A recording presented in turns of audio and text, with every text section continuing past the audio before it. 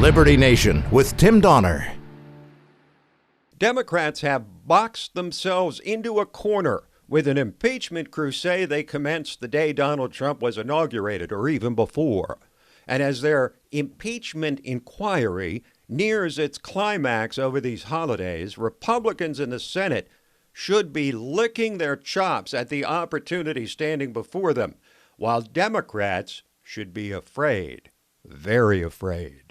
Trump's opponents have shot their load with the impeachment hearings and now stand on the precipice of a fateful decision on whether to actually impeach this president. While Nancy Pelosi still has escape valves, foremost among them a censure instead of an impeachment, thus avoiding a Senate trial, there's few indications that they plan to back down.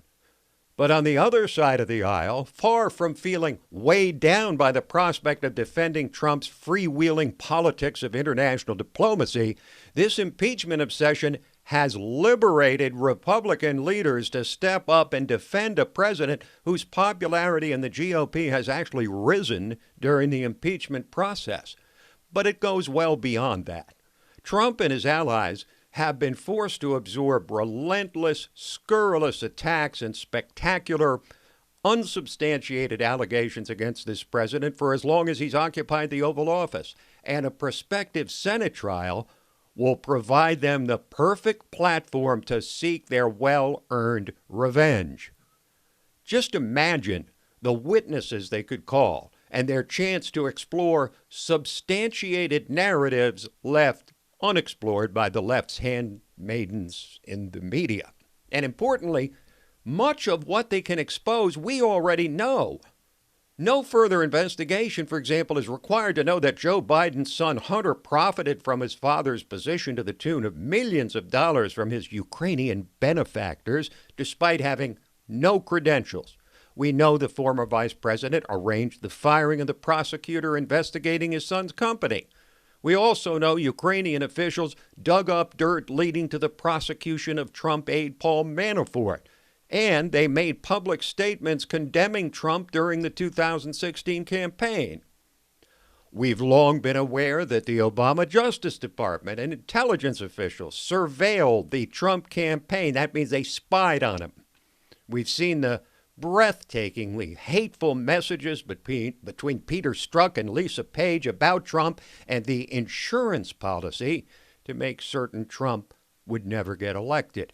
We know from multiple hearings and sources and testimony that James Comey, John Brennan, James Clapper, and the whole bunch of them were willing to take extraordinary measures to stop Trump from winning the election and prevent his fledgling administration from gaining traction.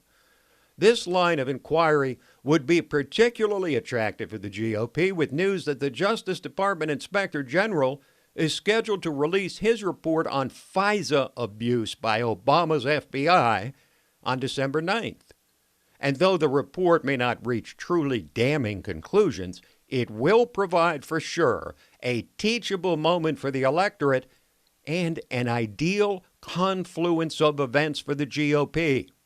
Now, the full picture on surveillance of the Trump campaign will come later with the results of the investigation by Attorney General William Barr and lead investigator John Durham. Then, of course, there's Adam Schiff and the House Democrats who finally pulled the trigger on impeachment after threatening to do so for years. Schiff, who's still gagging on his words of assurance that he had proof of Trump-Russia collusion that apparently no one else had. And, by the way, he concluded the 2-week-long impeachment hearings with an impassioned soliloquy on how Trump's crimes are worse than those which forced the resignation of Richard Nixon. Indeed, Adam Schiff has left himself wide open to being called as a witness in the Senate trial. Now, how would Schiff explain away the fact that the infamous whistleblower, whose identity Schiff unconvincingly claimed not to know, kicked off the complaint process by contacting Schiff's office? And how about the relationship between the suspected but widely known whistleblower and the Democratic Party, including Joe Biden?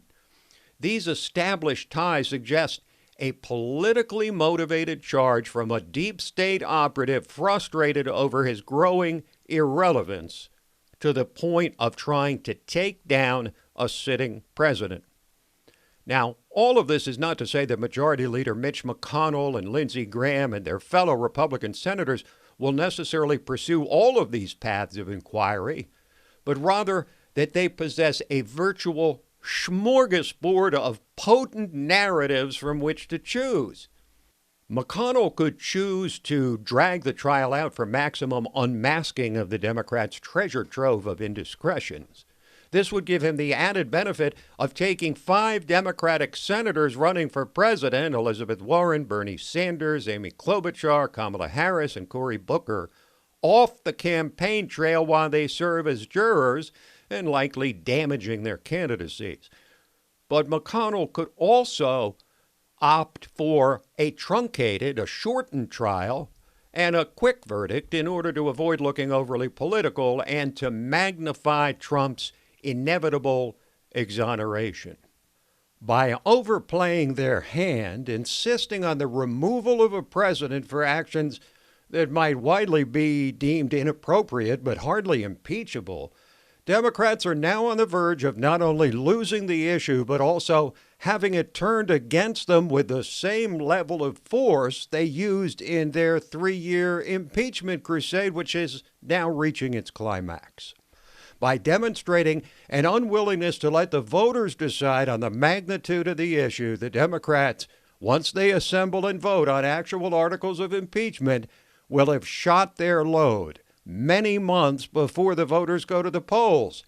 And where the process goes from there to the Republican-controlled Senate should be, of course, particularly troubling for the Democrats. Any way you cut it, the political possibilities presented to Republicans in a Senate trial are deliciously tempting. It is now just a matter of which among this embarrassment of riches they choose to present to voters preparing to cast their ballots in less than 1 year.